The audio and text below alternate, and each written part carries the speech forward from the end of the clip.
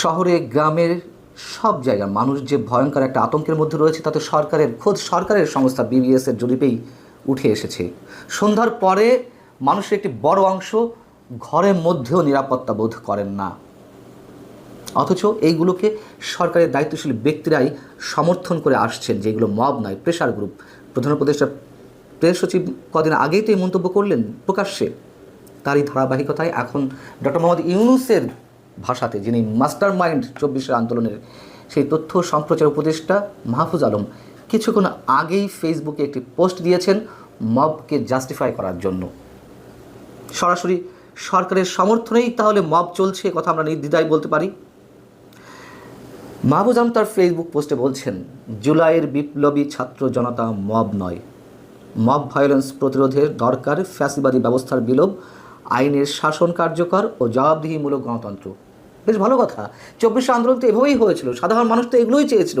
শেখ হাসিনার বিরুদ্ধে দীর্ঘদিনের পুঞ্জীভূত ক্ষোভের যে বিস্ফোরণ ঘটেছিল, বা তাদের আবেগকে পুঁজি করে পেছন থেকে যারা প্লট নির্মাণ করেছিল, এভাবেই তো গণবিস্ফোরণ বা গণ অভ্যুত্থানের সৃষ্টি করেছিল।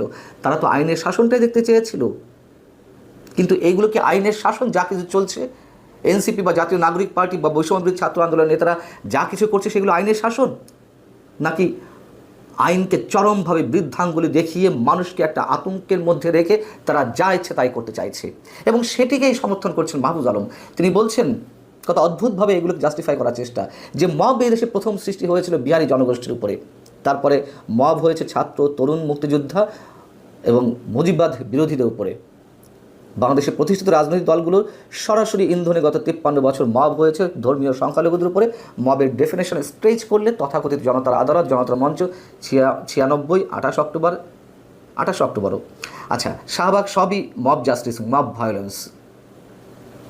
একটা যুদ্ধ বিধ্বস্ত রাষ্ট্রে আইন শৃঙ্খলা ইনস্টল করার সবচেয়ে বড় যে চ্যালেঞ্জ ছিল ৭১-এর পরে, সেটিকে তিনি এক্সাম্পল হিসেবে নিয়ে এসে এখনকার মবকে তিনি জাস্টিফাই করার চেষ্টা করছেন। মাহফুজ আলম বলছেন, উদ্বেগের বিষয় হলো জুলাই বিপ্লবকে এখন মুজিববাদী বাম ও লীগের কালচারাল গুন্ডারা জুলাই পরবর্তী আইন শৃঙ্খলা পরিস্থিতির অবনতির সঙ্গে মিলিয়ে এমনভাবে পোর্ট্রেট করছে যেন জুলাই বিপ্লব শেখ মুজিবের নাতি জয়ের কথা মতো মবক্রেসি ছিল। মবক্রেসি হলে জুলাইয়ের বিপ্লবী ছাত্র জনতা, পুলিশ, আনসারবিহীন দেশকে ১-১.৫ মাস নিরাপদ রাখত না। কোথায় নিরাপদ মানুষ? এবং শুধু সজীব ওয়াজেদ জয় কেন, মানুষ কথা বলছে না? এগুলো মব কিনা মানুষ প্রশ্ন তুলছে না? প্রশ্ন তোলা কি, মানুষ তো সরাসরি বলছে। তাহলে অবিচার কোনটা? আইনহীন দেশ বা ব্যর্থ রাষ্ট্রের এক্সাম্পল কোনটা? যেখানে সেখানে গণপিটুনি দেওয়া হবে, যেখানে সেখানে রক্তাক্ত করা হবে, আদালত থেকে শুরু করে সচিবালয় পর্যন্ত কোনো জায়গা মাপ পাওয়া যাবে না, শিক্ষাঙ্গনেও কেউ মাপ পাবে না। এইগুলো আইনের শাসন? এইভাবে আইনের শাসন প্রতিষ্ঠা করা যায়? কি অদ্ভুতভাবে আমাদেরকে নসিহত করছে, কি অদ্ভুতভাবে আমাদেরকে দেশে আইন কানুন শেখাচ্ছে। এবং তিনি বলছেন, গত কয়েক মাসে রাজনৈতিক ও সামাজিক ফ্যাসিবাদের অংশীদার না হয়েও হরে দরে মব ভায়োলেন্সের দায় নিতে হচ্ছে জুলাইয়ের বিপ্লবী ছাত্র জনতাকে। তারা সবাই বিপ্লবী যা করছে। এবং তিনি স্পষ্টভাবে বলছেন, জুলাইয়ের পরে মব হলে বা সে সুযোগ তৈরি করা হলে এত সুশীলতা আর অ্যাপোলজেটিক আলাপ আসতো না। তার মানে কি, যারা এর বিরুদ্ধে কথা বলছে, যারা পুলিশ সদর দপ্তরে তালা ঝুলিয়ে দিচ্ছে, যারা মব ভায়োলেন্স সৃষ্টি করে একজন নিরাপরাধ পুলিশ কর্মকর্তাকে প্রত্যাহার করতে বাধ্য করছে, রাস্তাঘাট বন্ধ করে ঘন্টার পর ঘন্টা, ৮ ঘন্টা পটিয়াতে যেটি হলো, দুর্ভোগ সৃষ্টি করে তাদের দাবি আদায় করছে, এগুলো মব না, এগুলো আইনের শাসন প্রতিষ্ঠা করা। এবং যারা এর বিরুদ্ধে কথা বলছেন, তিনি কি বলছেন, যদি মব হতো তাহলে এত কথা বলা লাগতো না, কথা বলা হতো না। অর্থাৎ আমরা যারা কথা বলছি, তিনি স্ট্রেট হুমকি দিচ্ছেন, ভবিষ্যতে হয়তো আমাদের উপরে মব হতেও পারে। মানুষ তো ভয়ে কথাও বলছে না, এটা তো সত্য কথা। মবের ভয়ে গণমাধ্যমগুলোর অবস্থা এতটা করুণ কেন, এতটা অসহায় কেন গণমাধ্যমগুলোর অবস্থা? কথা তো বলতে পারছে না। ডেইলি স্টার, প্রথম আলো, কালবেলার সামনে মব ভায়োলেন্স সৃষ্টি করা হয়নি? মানে প্রয়োজনে আরও এরকম করা হবে, মানুষের দাঁড়ে দাঁড়ে করা হবে, ঘরে ঘরে করা হবে, এটাই তো বলতে চাইছেন তিনি। বলুন, আমাদের আর কি করার, আমাদের তার কথা বলা ছাড়া উপায় নেই। প্রয়োজনে এই কথাটুকুও বন্ধ করে দেওয়া হবে, এটুকুও বুঝতে পারছি।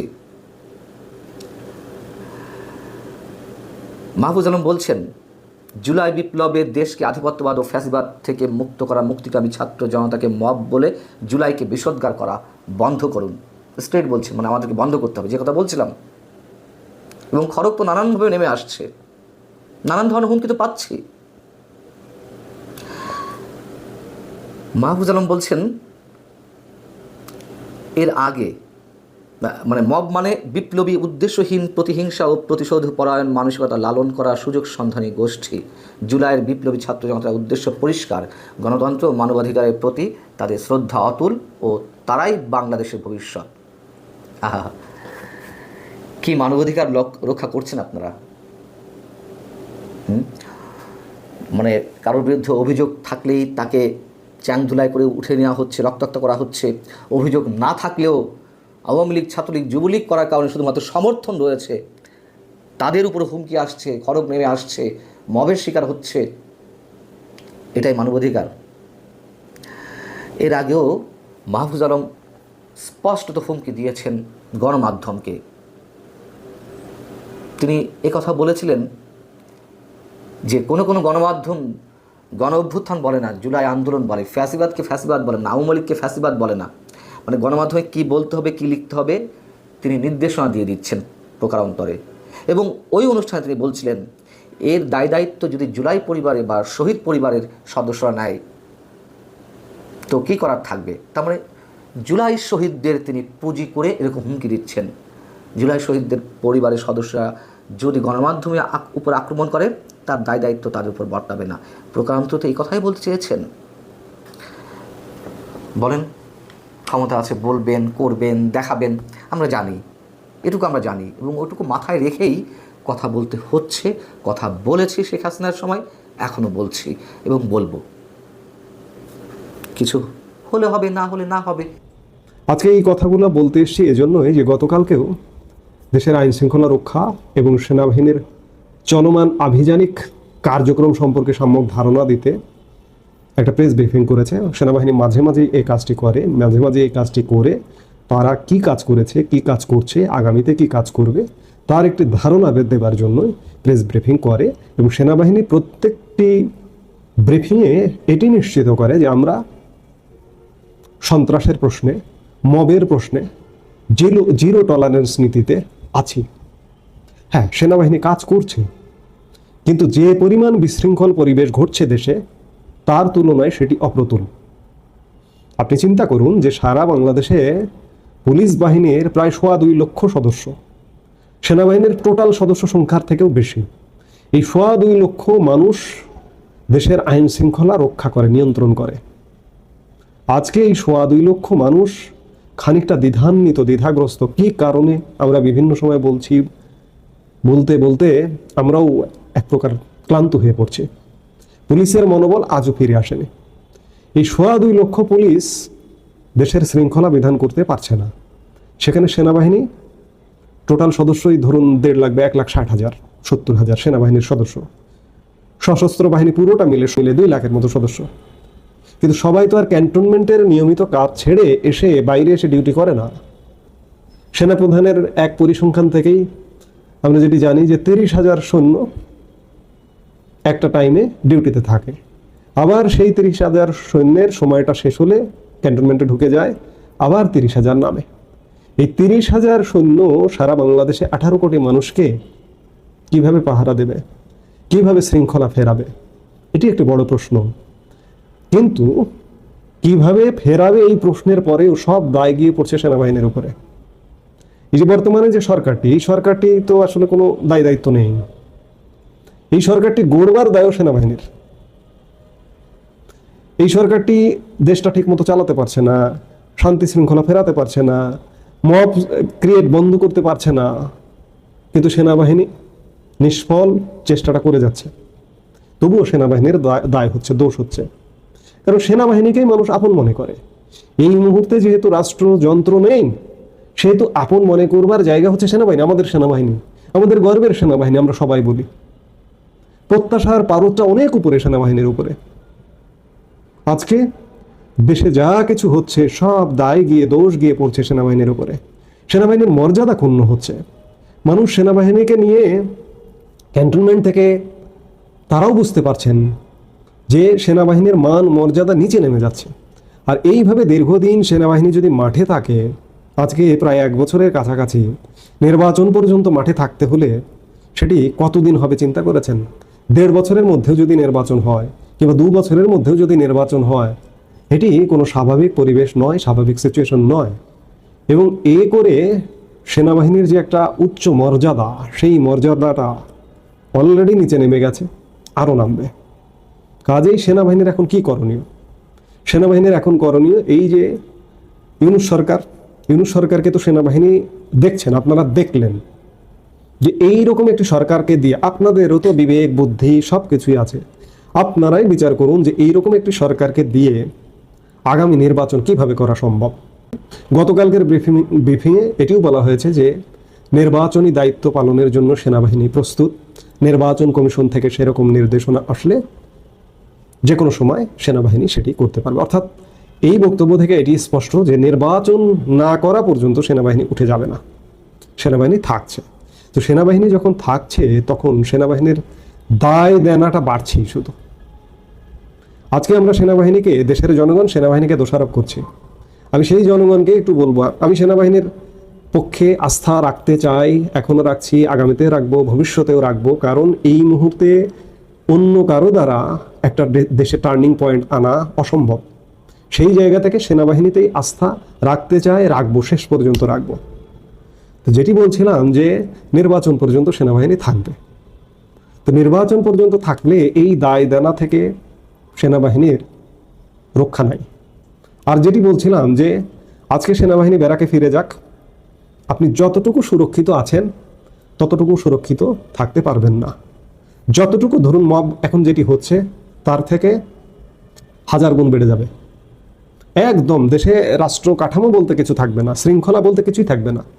গত 5 থেকে 8 অগস্ট 2024-এর 5 থেকে 8 অগস্ট যে পরিস্থিতিটা হয়েছিল, একদম সেই পরিস্থিতি নিয়মিত চিত্র হয়ে যাবে। কাজেই সেনাবাহিনী মাঠে আছে, মাঠে থাকুক। সেনাবাহিনী একটা নির্বাচন দিক, তবে সেনাবাহিনী অবাধ এবং সুষ্ঠু নির্বাচনের কথা গতকালকের ব্রিফিংয়েও বলেছে। কিন্তু অবাধ এবং সুষ্ঠু নির্বাচন কি আসলে হবে? জনমতের প্রতিফলন কি হবে? সেনাপ্রধানকে, সেনাবাহিনীর ঊর্ধ্বতন কর্মকর্তাদের ভাবতে বলবো যে সকল জনগণের অংশগ্রহণে ইমিডিয়েট পাস্ট যে সরকারটি চলে গেছে, সেই সরকারটি আপাত মস্তক খারাপ, আর এখন যে রাজনৈতিক দলগুলো আছে তারা পুরোপুরি ভালো, এই বিচারটাও করাটা যে কোনো নাগরিকের জন্য অনুচিত। বিগত সরকারেও অনেক ভালো মানুষ আছে, সেই রাজনৈতিক দলটাতে অনেক ভালো মানুষ আছে, দলটারও কোনো দোষ নেই। সেনাবাহিনী যদি অবাধ, নিরপেক্ষ এবং সুষ্ঠু নির্বাচন করতে চায়, এই যে গত 1 বছরে সেনাবাহিনীর উপরে যে দায় দোষগুলো পড়েছে, এই দোষ এবং দায় থেকে বেরোনোর একমাত্র উপায় একটা অবাধ এবং সুষ্ঠু এবং নিরপেক্ষ নির্বাচন দেয়া, এবং সেনাবাহিনীর তত্ত্বাবধানেই সেটি হতে পারে। এবং এই যে যারা মব সৃষ্টি করছে, কাউকে ডান চোখে দেখবেন, কাউকে বাম চোখে দেখবেন না, সবাইকে সমান চোখে দেখতে হবে।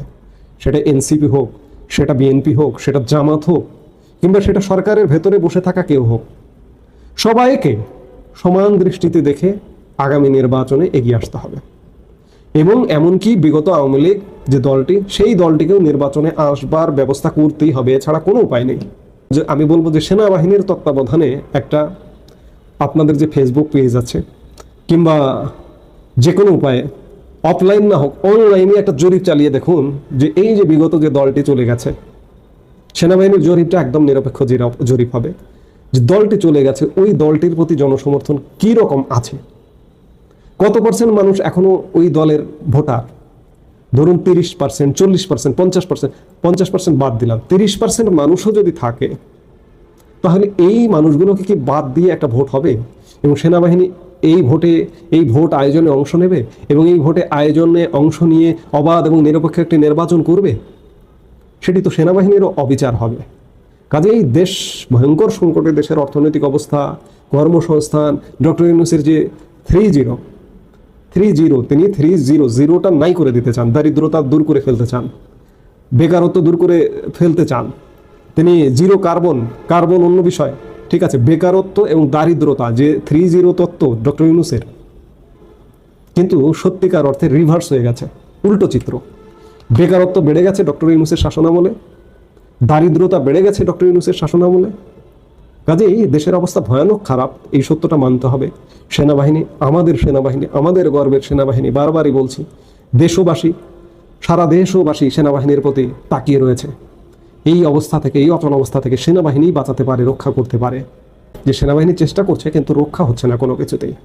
আপনি কাজ করছেন কিন্তু কাজে লাগছে না। এটিতে মানুষ কষ্ট পাচ্ছে, দুঃখ পাচ্ছে, ক্ষুব্ধ হয়ে সেনাবাহিনীর প্রতি বিরূপ প্রতিক্রিয়া ব্যক্ত করছে। সেই জায়গাটা পুনরুদ্ধারের দায়িত্ব সেনাবাহিনীরই। আপনারা নির্বাচন করবেন, এটি গতকালকের ব্রিফিংয়েও স্পষ্ট হয়ে এসছে যে একটা অবাধ, সুষ্ঠু এবং নিরপেক্ষ নির্বাচন, এবং অবশ্যই এটি সেনাবাহিনীর তত্ত্বাবধানে নির্বাচনটি হোক। সেটি ডক্টর ইউনূসকে রেখে হবে নাকি না রেখে হবে? ডক্টর ইউনূসকে রেখেও সম্ভব যদি সেনাবাহিনী সব কিছুতে তদারকি করে। সেনাবাহিনী যদি একটা প্যারালাল সরকারের সাথে সেনাবাহিনী প্যারালাল দাঁড়িয়ে যদি সব দলের সমান অংশগ্রহণ, আওয়ামী লীগকেও বলছি কিন্তু থাকতে হবে, সমান অংশগ্রহণের সুযোগ তৈরি করে, তাহলেই বাংলাদেশে একটি অবাধ এবং নিরপেক্ষ নির্বাচন করা সম্ভব। বিগত 1 বছর যা কিছু ঘটেছে, সেনাবাহিনী হাজার চেষ্টা করেও কাজ হচ্ছে না। একটা অবাধ, নিরপেক্ষ, সুষ্ঠু নির্বাচন দিলে সেনাবাহিনীর ওপর মানুষের যে ক্ষোভ, দুঃখ, কষ্ট আছে, সেই ক্ষোভ, দুঃখটাও কিন্তু ঝেড়ে মুছে যাবে। কিন্তু আজকের এই বিদ্যমান অবস্থায় যদি এই যে ডক্টর ইউনূসের অ্যাবনর্মাল সরকারের অধীনেই যদি সেনাবাহিনী নির্বাচনে সহায়ক হয়, তাহলে বাংলাদেশ কিছুতেই শান্ত। দর্শক, সম্পূর্ণ ভিডিওটি দেখলেন, আশা করি বিষয়টি বুঝতে পেরেছেন। এই নিয়ে আপনার গুরুত্বপূর্ণ মন্তব্যটি অবশ্যই কমেন্ট বক্সে জানিয়ে দিবেন। ধন্যবাদ।